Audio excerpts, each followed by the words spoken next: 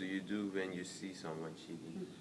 Depends on what the assignment is. For small homework, usually I talk with the student first to understand why he cheated or she cheated, maybe because they had difficulty with the assignment, so I try to offer help.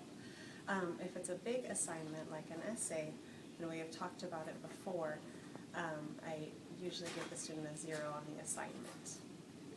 Have you ever cheated when you were in high school? Oh, good question, good question. I did not cheat, I have never cheated when I was in high school. One time in middle school, I did copy someone else's homework, and I got in big trouble. I felt very embarrassed, and I knew I really didn't need to cheat, so that was a big lesson for me, something that it helped me learn. What is your opinion about cheating in your class? I think it reflects two things. I think cheating in my class either shows that a student really is struggling, is having difficulty with an assignment, and needs extra help. So that's why I try to reach out to those students to offer extra help. And in other cases, I think it reflects some laziness on the student's part. Maybe they waited until the last minute to do an assignment, so they feel like they need help from another student to get it done on time. So time management problems. I try to talk to students about that too. Why did they feel like they needed to cheat? So I can help them either manage their time better or help with the material if they need it.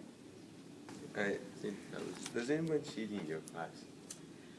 The biggest problem I've had with cheating is mostly on homework, so students copying other students' homework, and sometimes with plagiarizing of essays, of using other people's words not as their own. So I've had that, not so much here at Cal High, but in past schools I've had that issue. In what way do they cheat? So either copying someone else's homework or sometimes copying something that they find on the internet to use in an essay. Does anyone cheat in your class? Not that I've seen, no. What actions do you do when you see someone cheating? I usually confront the person and ask them basically why and what they were doing and the reason for it. If I give them a warning the first time, if I see it again, I generally contact an administrator and they take it from there. And have you ever cheated when you were in high school? No, I actually never did. I was deathly afraid of getting caught, so I never did. Okay. What are the factors why students cheat in class? I think sometimes students don't want to be embarrassed about what they know or they don't know, and so because they don't want to be embarrassed and get a grade that they're not proud of, sometimes they'll cheat. I think another one is they get stressed. I know with some of my AP students that have cheated, they get stressed out about what they can't remember, and even if they've never cheated before, sometimes they'll be like, I only need to know this one thing, and then they'll cheat on that one thing.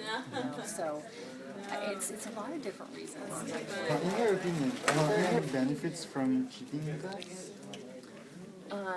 Well, the benefits that kids would get, like I actually have some 9th graders that did the pros and cons of cheating, and one of the things they said was a pro, like not pro because it's good, but pro why people would do it is because it's easier, and it allows them to feel like they've accomplished something because they get to produce something maybe they didn't understand.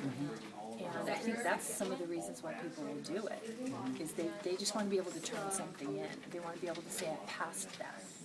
And it's just a shortcut.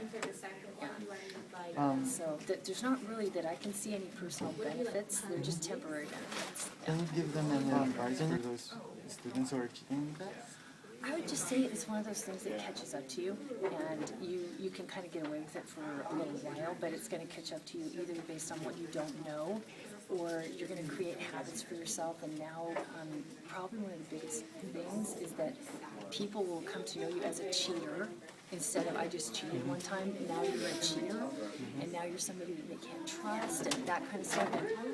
And, you're welcome. And that's kind of stuff that kind of carries out through your life. So it's one thing to make a mistake and say, oh, I shouldn't have done that. But it's another thing to just have that be the way that you're, you know, that you're just going to carry yourself. And even the mistakes, I mean, there's other ways. Sometimes it's just better to say, I didn't study, it just sucked on these things that catches up to you. And you can kind of get away with it for a little while, but it's going to catch up to you either based on what you don't know, or you're going to create habits for yourself. And now, probably one of the biggest things is that people will come to know you as a cheater instead of I just cheated one time, and now you're a cheater, and now you're somebody that they can't trust, and that kind of stuff. And that's kind of stuff that kind of carries out through your life.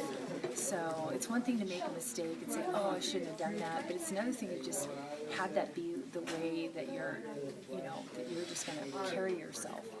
And even the mistakes, I mean, there's other ways. Sometimes it's just better to say, I didn't study, I sucked on this test. It's too bad, you know. So, yeah. Okay. Thank you, Ms. Hey, you're Cruz. welcome. Bye.